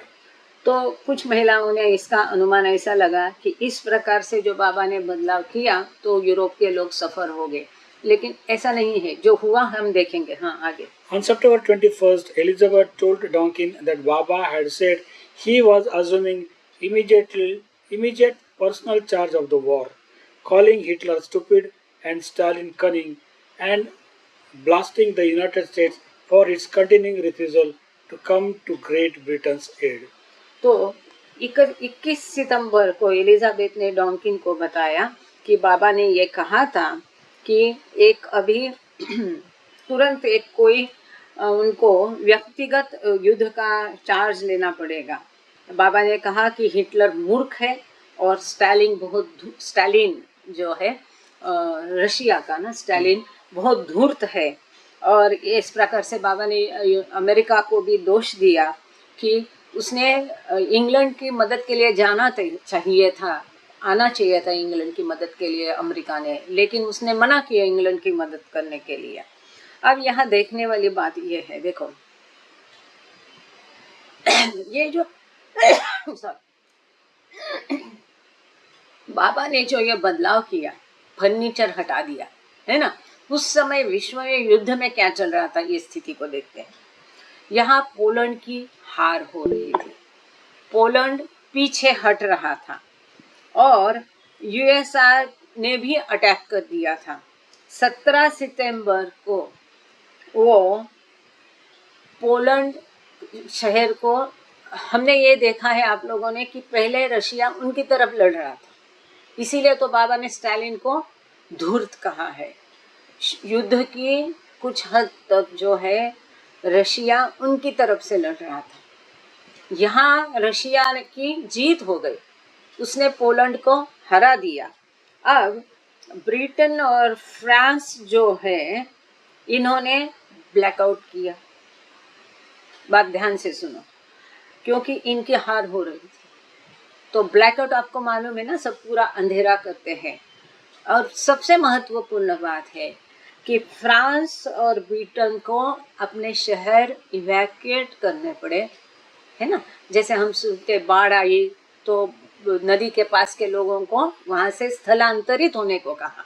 इस प्रकार से इसी समय में ब्रिटेन और फ्रांस में जो बच्चे थे उन्होंने अपने सभी बच्चों को शहरों से हटाकर कंट्री साइड, मतलब जैसे खेत खलियान जहाँ विलेजेस है, शहर जो मुख्य शहर है मेट्रोपॉलिटन सिटीज़ वगैरह, वहाँ से हटा के ब्रिटेन और फ्रांस ने अपने बच्चों को स्थलांतरित किया कंट्री साइड, देहातों में। यहाँ क्या हुआ, बेड हटा के, जैसे देहातों में चारपाई रहती है रस्सी की, वैसे बाबा ने बना बेड हटाए और देहात वाली चारपाई बाबा ने डाल दी, बराबर। फर्नीचर हटा दिया, तो यहाँ पर बच्चों को वहाँ से हटाना पड़ा। यहाँ पर जैसे कि है पोलैंड के हार हो रही थी यूएसआर की वजह से। तो इस प्रकार से ये जो बाबा की गतिविधियाँ है उसको हम उस समय में, आप गूगल करके देख लो, ऐसा डालो गूगल में world situation in the mid September of 1939 relating to world war 2, तो आपको ये सब पढ़ने को मिलेगा। फिर उसके साथ आप बाबा की इन गतिविधियों को कोरिलेट करते आगे चलेंगे। One might observe that Baba listened to the news religiously. एकदम ध्यान से बाबा गंभीरता से न्यूज़ को सुनते थे। Sometimes every hour on the hour, and he continued to comment on the escalating situation, frequently cutting through predictions for the inevitable devastation and suffering to its ultimate conclusion. तो इस तरह से घंटा भर, एक पूरा घंटा बाबा सुनते थे, फिर दूसरा घंटे के ऊपर घंटों तक बाबा न्यूज़ को सुनते थे, और जो खराब स्थिति है इसके ऊपर बाबा अपनी कमेंट्री करते थे, और बार बार बाबा अपने प्रेडिक्शंस जो है आगे क्या होगा वो भी बताते थे इस कमेंट्री के बीच में। जो अटल विनाश है और पूरा जो अंततः यातनाएं हैं, इसके बारे में बाबा ने कंक्लूड किया। You cannot imagine what this war is going to bring to all. आप कल्पना भी नहीं कर सकते कि सबके लिए ये युद्ध क्या लेके आएगा। Everything will change. सब कुछ बदल जाएगा। It will be a long war and it will cause unparalleled catastrophe all over the world. ये बहुत लंबी युद्ध होगी और क्या है, ये पूरे विश्व में एक बहुत बड़ी तबाही लाएगी। कैटेस्ट्रोफ मतलब तबाही, संकट, catastrophe, संकट। Okay. In the end, there will be no victor, no vanquished. महत्वपूर्ण है, बहुत तबाही होगी, लेकिन अंत में देखोगे तो कोई जीता भी नहीं रहेगा, कोई हारेगा नहीं, कोई जीतेगा नहीं। All will be crushed and exhausted, but it will be usher in a new order in the world. तो सब कुछ पिसे जाएंगे, नेस्तनाबूद हो जाएंगे, थके हुए होंगे। अंत में ना कोई विजयी होगा ना कोई हारेगा, परंतु इससे एक नया अद्भुत विश्व का निर्माण होगा। As time passed and hostilities escalated, Baba began linking the progress of the war to the breaking of his silence. जैसे जैसे समय चलता गया और युद्ध तीव्र होते लगा, वैसे वैसे बाबा ने इस युद्ध की प्रगति और उनका मौन तोड़ना, इन दोनों को लिंक किया। On October 7, he said, "It is all an enigma, a series of complications that will drive all crazy." 7 अक्टूबर 1939 को बाबा ने कहा ये सब गूढ़ है, रहस्य है और बहुत सारी उलझनों की एक श्रृंखला है। अंततः सब कोई पगला जाएंगे। No one will know what to do and how to come out of it. किसी को भी पता नहीं चलेगा अब ये इस खाई से बाहर कैसे आए। To eager the desire and cry of the world, I will respond and speak. बाबा कहते हैं कि इस प्रकार से विश्व की पुकार के लिए और उनके लिए मैं प्रत्युत्तर देके मैं बोलूँगा। The following day he added, by the 21st, I will decide definitely whether it will be a long war. If so, it will be the greatest war in the history. If not, then global revolution will occur. तो बाबा कहते किसी भी हालत में 21 तारीख तक मैं ये तय करूँगा, निश्चित रीत्या तय करूँगा कि ये युद्ध को लंबा खींचना है या नहीं है। यदि अगर लंबा खींचा जाएगा तो ये इतिहास में बहुत महायुद्ध होगा, बहुत बड़ा युद्ध होगा। अगर ये महायुद्ध नहीं होगा तो ये पूरे विश्व में एक क्रांति लाएगा। Baba said that Italy might soon join the Allies and that despite the supreme reality that England and Germany were spiritually all one in the realm of Maya. तो बाबा ने कहा कि जल्द ही जो ये अलाइज मतलब मित्र राष्ट्र का दोस्त राष्ट्र जो थे ना, एक सब मिल के लड़ रहे थे, इनमें इटली भी अपने हाथ बटाएगा, ज्वाइन करेगा। और भले ही इंग्लैंड इसमें सबसे सुप्रीम है, महान है, इंग्लैंड और जर्मनी, परंतु ये सभी आध्यात्मिक दृष्टि एक है। दिखने को वो अलग अलग देश है लेकिन सभी आध्यात्मिक दृष्टि एक है। ये अलग है, ये माया के क्षेत्र में है। हिटलर और उसका नाजिज्म है, ये अब किसी भी तरह से एक गैंगस्टर के रूप में है और जो कि इनको नष्ट होना ही पड़ेगा, समाप्त होना ही पड़ेगा। He also predicted that England, France and Italy would eventually trump. हे जिंकतील। England, France and Italy would eventually. Baba ने ये भी भविष्य कथन किया कि अंततः इंग्लैंड, फ्रांस और इटली ये इनकी जीत होगी। यदि अमेरिका इसके बीच में नहीं आता है शांति प्रस्थापित करने के लिए तो ये सब खराब हो जाएगा। Baba also predicted that Stalin would support his Hitler with weapons, money and soldiers, and that in exchange he would demand Hitler's acquiescence. But he added Stalin would be defeated by the Allies, reaffirming that all dictators must go. और यही हुआ, जैसा कि बाबा ने कहा, यही अंततः हुआ, है ना। कि बाबा ने ये भी प्रेडिक्शन किया कि स्टालिन जो है हिटलर की मदद करेगा, उसको शस्त्र देगा, पैसा देगा, सैनिक देगा। इसके बदले में ये मांग करेगा हिटलर से, रजामंदी करेगा, मौन स्वीकृति करेगा, हिटलर को मनवाएगा। परंतु बाबा ने ये भी कहा ये दोस्त राष्ट्रों के तरफ से ये दोस्त राष्ट्र स्टालिन को हरा देंगे और इस तरह से ऑल डिक्टेटर्स मस्ट गो, जितने हुकुमशाह हैं उनको जाना ही पड़ेगा। और स्टालिन जैसा हम देखते हैं रशिया के इतिहास में एक हुकुमशाह था, उसको मित्र राष्ट्रों ने हरा दिया। इसके पश्चात जो रशिया आया उन्होंने मित्र राष्ट्र का साथ दिया, उनकी ताकत बड़ी थी। उस समय बहुत बारिश हुई, ठंड बढ़ी, कई सारे रशियन सैनिक मर गए, बहुत दुविधा आई। लेकिन जब बाद में कौन सी कंट्री से उनको मदद मिली और फिर एक बार अचानक मोड़ आया युद्ध में और फिर मित्र राष्ट्र जीतने लगे। तो यहाँ फिलहाल वो रखते हैं बाजू में, आगे चलते हैं। That But dictator, he added Stalin would be defeated by all allies, reaffirming that all dictators must go. At around this same time, Baba acquired a new coat that Donkin observed to look very much like the one Stalin. Stalin was seen wearing in photographs. अब ये वही coat है क्या, मैं नहीं जानती हूँ, ऐसा था क्या स्टालिन का, देखना नहीं। पड़ेगा।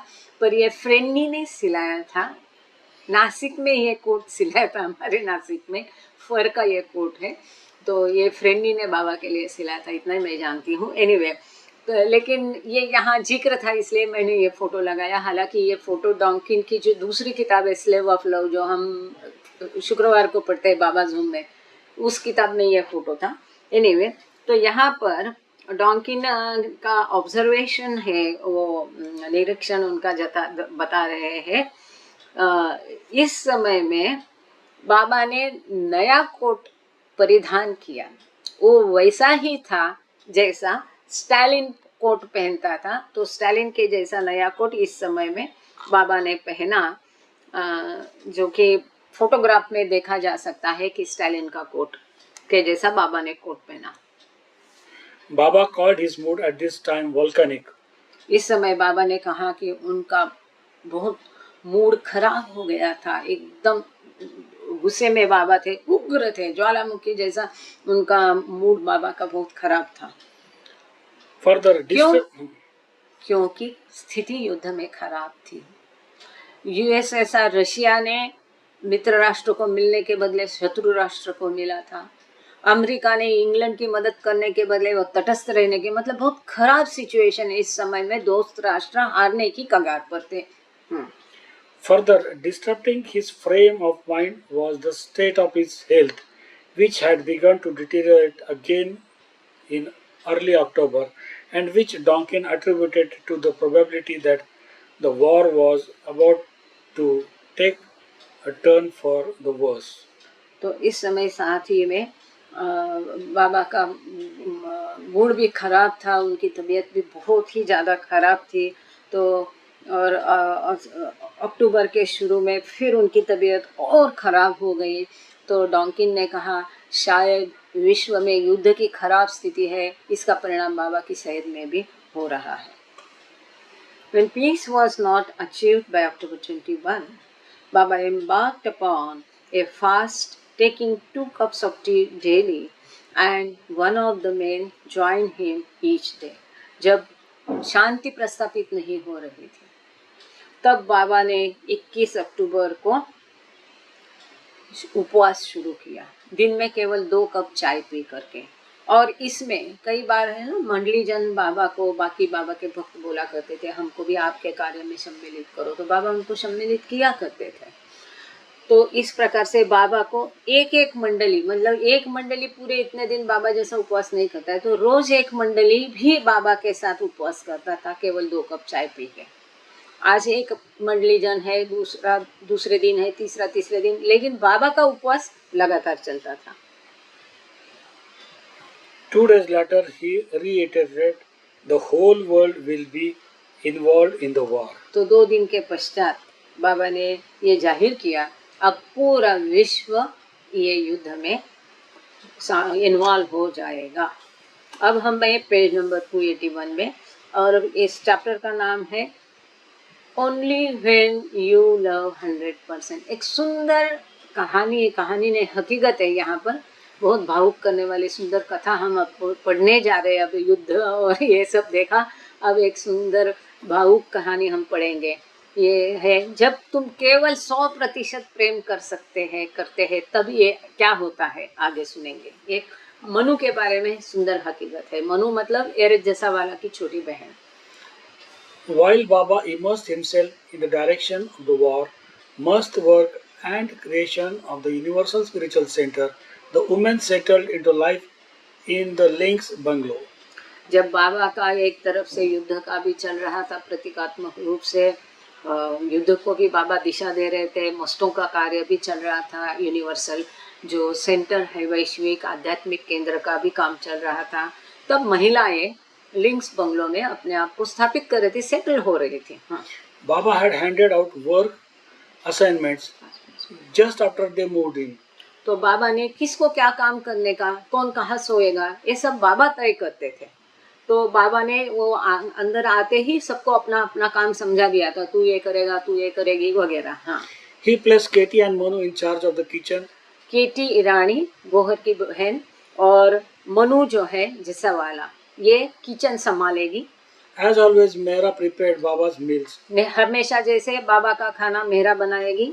I had the furniture removed from the upstairs dressing room and converted it into a small kitchen where I cooked for Baba on a Criterion and Primus stove. तो मेहरा कहती है ऊपर से सारा जो फर्नीचर हटाया गया था वो उसने नीचे लाया और ग्राउंड फ्लोर में इसका फर्नीचर की सहायता से बाबा का खाना बनाने के लिए एक छोटा किचन उन्होंने बनाया और उसमें एक स्टोव के ऊपर वो बाबा का खाना बनाती थी। जैसे कि आपने मेहराबाद में टीन शेड के बगल में देखा होगा, मंसारी के रूम के अंदर एक छोटी रूम है जहाँ पर मेहरा बाबा का खाना बनाती थी।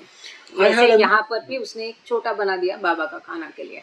I had a maid who brought burning coals upstairs for the Segri charcoal stove. वो कहती है, सॉरी ग्राउंड फ्लोर में नहीं, ऊपर ही उन्होंने एक अलग जगह बाबा के खाना बनाने के लिए बनाई और उसके पास एक नौकरानी भी थी तो जो कि जलता कोयला है नीचे से लेके आती थी ऊपर सेगरी सिलगाने के लिए। I put Baba's rice to steam on it so it would not burn. तो उसके ऊपर वो बाबा का चावल बना देती थी, पकाती थी। The women cleaned their own quarters. सब महिलाओं को अपनी रहने की जगह खुद को साफ करनी पड़ती थी। Meru was responsible for Baba's laundry. She and Walu tidied his room and made the bed. तो मेहरू जो है, ये मेहरू बाबा के कपड़े धोती थी और वो और वालू जो मेहराबाद की थी, हमेशा हम देखते वालू का रेफरेंस और काफ़ी फ़ोटो है। तो ये मेहरू और वालू बाबा की रूम साफ करना, रूम बनाना, बाबा का बिस्तर ठीक करना, ये सब मेहरू और वालू करते थे। Meru and Manu were responsible for heating his bath water every morning. हर रोज सवेरे बाबा का नहाने के लिए पानी गर्म करने की जिम्मेदारी मेहरू और मनु के ऊपर थी। Meherwan recalled an incidental illustrating that manner in which Baba rooted out all ill feelings or jealousies the woman might harboring toward one another. तो जैसे कि आपने ये अभी बी विद बाबा में हम मेहरवान जसावाला की सब बातें डाल रहे हैं, इसलिए अब मैं श्वेतांबरी भी मेरी मदद कर रही इसमें कि कभी मेरे से रह जाए। ओके, प्रार्थना करके जाओ ना, अभी प्रेयर हो गई, रुक जा। तो मेहरवान जसावाला ये ब्लू बस टूर में शामिल थे और इसीलिए हमने अभी उनकी जो लाइव रिकॉर्डिंग है ये वीडियो बी विद बाबा में डाल रहे, कृपा करके सुनना, मिस नहीं करना, है ना। अभी 7वीं आज डली है, आप 1 बाय 1 डालो, 1 बाय 1 आप सुन सकते हैं। जैसे कि 2 नंबर में पूरा जो ब्लू बस टूर का हमने पिछले बार मंडला का सुना था, पढ़ा था, एक वर्ड टू वर्ड वही मेहरवान कह रहे हैं। तो इस तरह से अब मेहरवान के वहाँ पर भी उन्होंने कहा है कि ये महिलाओं का आपस में बिल्कुल जमता नहीं था। तो यहाँ पर भी वो कहते हैं इन महिलाओं में अगर आपस में कोई अनबनी होती थी, कोई जेलसी, ईर्ष्या, द्वेष होता था, तो बाबा किस प्रकार से इस बात को ऊपर लाके उनके फीलिंग्स बराबर करते थे, इसकी ये घटना साक्षी है। तो ये घटना हम पढ़ते हैं।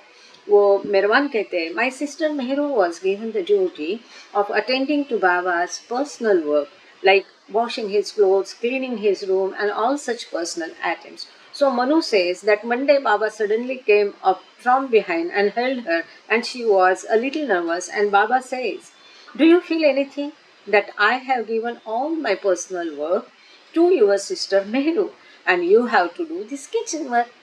तो बाबा ने जैसे हमने अभी देखा, मेहरू को सब बाबा का जो पर्सनल काम है, उनके नहाने के लिए पानी बनाना, उनकी खोली झाड़ना, उनके कपड़े धोना, उनका बिस्तर बनाना, ये सब बाबा के व्यक्तिगत काम उन्होंने मनु की बड़ी बहन मेहरू को दिए थे और मनु को किचन का काम दिया था।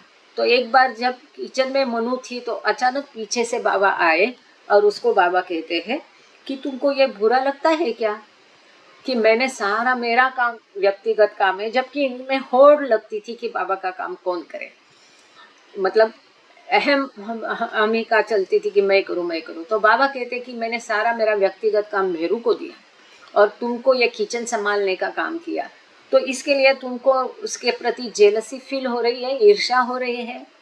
मनु ने जो उत्तर दिया, एक छोटी लड़की, क्या सुंदर उत्तर दिया, क्या संस्कार किए थे गाय माई ने अपने बच्चों पर, वो दिखाते हैं। वो मनु कहती है, सुन लीजिए।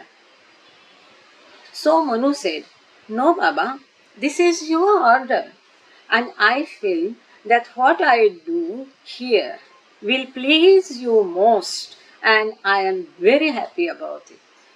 तो वो कहती, नहीं बाबा, ये तुम्हारी आज्ञा है और यहाँ पर मैं जो भी काम आप देते आपकी आज्ञा से, जो भी मैं दिल लगा के करूँगी तो आप खुश होंगे।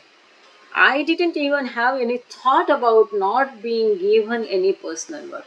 आपका व्यक्तिगत काम मुझे कोई दिया नहीं, इसका विचार भी मेरे मन में आया नहीं। And Baba seemed to be extremely pleased with the answer because there were some in the ashram who would be a little cross if they didn't do Baba's personal work. तो मनु ने जब ये उत्तर दिया तो इस उत्तर से बाबा बड़े प्रसन्न हुए, क्योंकि आश्रम में ऐसी भी महिलाएं थी कि जो लड़ती झगड़ती थी बाबा का व्यक्तिगत कार्य करने का मौका मिलने के लिए। जैसे हम देखते हैं ना, अमर तिथि में सबको समाधि ड्यूटी चाहिए, बाकी टाइम में सबको समाधि को ये करना। अरे उसी प्रकार से आप रूम भी कर सकते हैं, शेड में भी सफाई कर सकते हैं, झाड़ू भी लगवा सकते हैं, लेकिन नहीं, सबको समाधि के अंदर ही चादर डालना और ये करना वो अच्छा लगता है। Anyway, so Baba wanted to know, of course, he knew everybody's mind and always wanted us to speak it out. इस प्रकार से बाबा जानना भी चाहते थे, लेकिन वही स्वयं कह रहे कि वो तो सर्वज्ञ है, सबके मन जानते थे। फिर भी बाबा हमको ये बाहर बोल के व्यक्त करना चाहते थे। बाबा चाहते थे कि हम बोल के व्यक्त करें हमारे मन के भाव, जबकि बाबा स्वयं सब कुछ जानते थे, लेकिन वो चाहते थे कि हम बोलें। और एक समय की बात है कि किसी को बाबा ने कहा कि तुम कैसे हो, वो बहुत परेशानी में था। वो बाबा, नहीं बाबा ठीक है। तो फिर भी बाबा ने पूछा तुम कैसे हो। आखिरकार वो भक्त ने बाबा से कहा, बाबा आप तो सर्वज्ञ हो, आप तो जानते हैं कि मेरी हालत क्या है, फिर भी आप क्यों पूछते हो।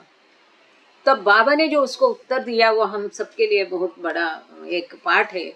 बाबा ने कहा, भले मैं जानता हूँ, लेकिन जब मैं कहता हूँ तुमको कहने के लिए और मेरी आज्ञा से जब तुम कहते हो अपनी परेशानी, तो तुम्हारे उतने संस्कार घट जाते हैं।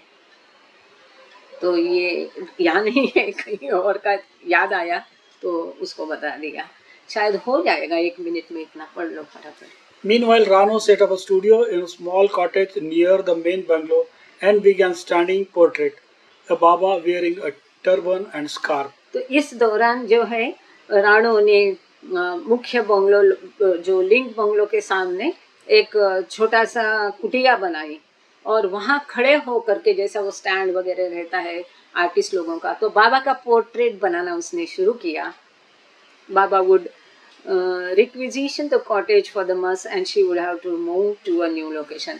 लेकिन बीच बीच में बाबा मस्त कार्य के लिए उसको वो कुटिया खाली करने के लिए कहते थे, और फिर हालांकि वो बाबा का पोर्ट्रेट बना रही थी, फिर भी उसको अपने पोर्ट्रेट के साथ दूसरी जगह जाना पड़ता था, तो वो सैक्रिफाइस उसको करना पड़ता था।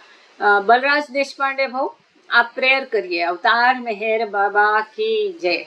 Thank you Baba, thank you all of you, और थैंक यू पालवे जी, बड़ा भाव खाते हैं मदद करने में। जय बाबा। प्रार्थना। अवतार मेहर बाबा की जय। जय। हे देवादिदेवा, सर्वांचे पालन करणारा व रक्षण करणारा तू अनादि व अनंत आहेस। तू अद्वैत व अतुलनीय आहेस। तुझा थांब कोणालाही लागू शकत नाही। तुझ्या ठाई रंग नाही, अभिव्यक्ती नाही, रूप नाही, तसेच गुणही पण नाही। तू अमर्याद आणि अगाध आहेस। तर्क व कल्पना या पलीकडे आहेस। तू सनातन व अविनाशी आहेस। तू अविभाज्य आहेस। दिव्य दृष्टीशिवाय तुला कोणीही पाहू शकणार नाही। तू सतत होतास तू सतत आहेस व सतत राहशीलही. तू सर्व ठिकाणी आहे, सर्वात आहे आणि सर्वांच्या पलीकडेही आहेस. तू आकाश मंडळात आहेस, तू पाताळात आहेस, तू व्यक्त व अव्यक्तही आहे. तू सर्व भूमिकात आणि सर्व भूमिकांच्या पलीकडेही आहे. तू सर्व तू अनंत, तू तीनही तू भुवनात आहे. अगोचर असून स्वतंत्र आहे. तू तू तीनही विश्वकर्ता भुवनात आहेस व त्रिभुवना पलीकडे आहेस. तू तू तिन्ही अगोचर भुवनात आहेस असून व स्वतंत्र आहेस. त्रिभुवना तू पलीकडेही आहे. तू अगोचर असून स्वतंत्र आहेस. तू विश्वकर्ता व देवेश्वर आहेस. तू सर्व मनांचा व हृदयांचा ज्ञाता आहेस. तू सर्व शक्तिमान व सर्वव्यापी आहेस. तू अनंत ज्ञान, अपरिमित शक्ती व असीम आनंद आहेस. तू ज्ञानसिंधू आहेस. सर्वज्ञ व अनंत ज्ञानी आहेस. भूत, वर्तमान व भविष्य यांचा तू ज्ञाता असून स्वयमेव ज्ञानच आहेस. तू दयेचा सागर असून सदैव कल्याणकारी आहेस. अनंत गुणांनी नटलेला तू आत्म्यांचा आत्मा आहेस. सत्य, ज्ञान व आनंद यांची त्रयीत्व आहेस. तू सत्याचा उगम असून प्रेमाचा महासागर आहेस. तू आदिपुरुष असून श्रेष्ठाहून श्रेष्ठ आहेस. तू प्रभू व परमेश्वर आहेस. तू परमदेव असून परात्पर परमात्मा आहेस. तू परब्रह्म आहेस. तू अल्लाह, इलाही, यजदार, आउर्मज व प्रियतम परमेश्वर आहे. तुझे नाव इज्जत अर्थात एकमेव पूजनीय आहे. हे असीम दयासागर प्रभुराज, आमच्या हातून घडलेल्या सर्व पापांबद्दल आम्हाला पश्चाताप होत आहे. असत्य, अन्याय व अमंगल अशा प्रत्येक विचाराबद्दल, बोलू नये अशा बोलल्या गेलेल्या प्रत्येक शब्दाबद्दल व करू नये अशा केलेल्या प्रत्येक कृतीबद्दल आम्हाला पश्चाताप होत आहे. स्वार्थाने प्रेरित अशा प्रत्येक कृत्याबद्दल, शब्दाबद्दल व विचाराबद्दल, तसेच द्वेषमूलक असे प्रत्येक कृत्य, शब्द व विचार यांच्याही बद्दल आम्हाला पश्चाताप होत आहे. विशेषतः प्रत्येक कामुक विचाराबद्दल व कामुक कृत्याबद्दल आम्हाला पश्चाताप होत आहे. तसेच प्रत्येक खोटेपणाबद्दल, सर्व प्रकारच्या ढोंगांबद्दल आणि देहूनही पूर्ण न करू शकलेल्या प्रत्येक यत्नाबद्दल, लोकांच्या अनुपस्थितीत त्यांची निंदा करण्याबद्दल व त्यांचे दोष दाखवण्याबद्दल आम्हाला पश्चाताप होत आहे. विशेषतः दुसऱ्यांची हानी करणाऱ्या प्रत्येक कृत्याबद्दल, दुसऱ्यास दुःख देणाऱ्या प्रत्येक शब्दाबद्दल व कृतीबद्दल आणि दुसऱ्यांना दुःख व्हावे अशा प्रत्येक इच्छेबद्दल आम्हाला पश्चाताप होत आहे. हे प्रभुराज, आमच्यावर अपार दया करून आम्ही केलेल्या या सर्व पापांबद्दल आम्हाला क्षमा करा. तसेच तुझ्या इच्छेप्रमाणे विचार करण्याच्या, बोलण्याच्या व वागण्याच्या बाबतीत आमच्या हातून सतत ज्या चुका झाल्या त्यांच्याही बद्दल आम्हाला क्षमा करा. हीच आमची तुझ्या चरणी नम्र प्रार्थना आहे. हे प्रियतम परमेश्वर, तुझ्यावर अधिकाधिक प्रेम करण्यासाठी आम्हा सर्वांना तू सहाय्य कर. अधिक, आणखी अधिक व त्याहूनही आणखी अधिक प्रेम करण्याकरता कित्येकी तुझ्याशी एकरूप होण्यास आम्ही पात्र व्हावे व तुझ्यावरील आमचे प्रेम वृद्धिंगत व्हावे, यासाठी आम्हास तू मदत कर. आणि प्रियतम बाबांचा दामन अगदी अखेरच्या क्षणापर्यंत आणि अगदी अखेरच्या क्षणी देखील हाती घट्ट राहावा, यासाठी आम्हास तू सहाय्य कर. अवतार मेहेर बाबा मेहर बाबा की जय. की जय. थैंक यू देशपांडे भाऊ, बहुत बढ़िया. निशिकांत नाइक आरती कराल. और आप सबको विनती है कि आरती के पश्चात छोड़ना नहीं, थोड़ा सा कुछ महत्वपूर्ण एक दो बातें बतानी है, तो जुड़े रहिएगा. निशिकांत नाइक जी, जय बाबा. निशिकांत नाइक आरती कराल. जय बाबा, जय बाबा. हो, हाँ सुरू करू का? हाँ, सुरू करू जी ना? हाँ. जी जी जय. जय बाबा. अवतार मेहर बाबा की जय. मेहर अवतारा स्वीकारा, आरती तुमची केली मनी निरंजनी लावून ज्योत मनाची. मेहर अवतारा स्वीकारा, आरती तुमची केली मनी निरंजनी लावून ज्योत मनाची. धूप जाळूनी दीप लावूनी पुष्पे अर्पोनी हो देवा पुष्पे अर्पोनी मोठेपण का मजला तुमचे तुम्हा देवनी मेहर अवतारा स्वीकारा आरती तुमची केली मनी निरंजनी लावून ज्योत मनासी तुम्हीच कारक तुम्हीच तारक आधी तुम्ही अंती हो देवा आधी तुम्ही अंती तुमच्या समहो तुम्हीच देवा दुसरे नावती मेहर अवतारा स्वीकारा आरती तुमची केली मनी निरंजनी लावून ज्योत मना तुमची माया सर्व चराचर छाया ही तुमची हो देवा छाया ही तुमची अनंत तुम्ही थोडी नक वर्णावी कैसी मेहर अवतारा स्वीकारा आरती तुमची केली मनी निरंजनी लावून ज्योत मना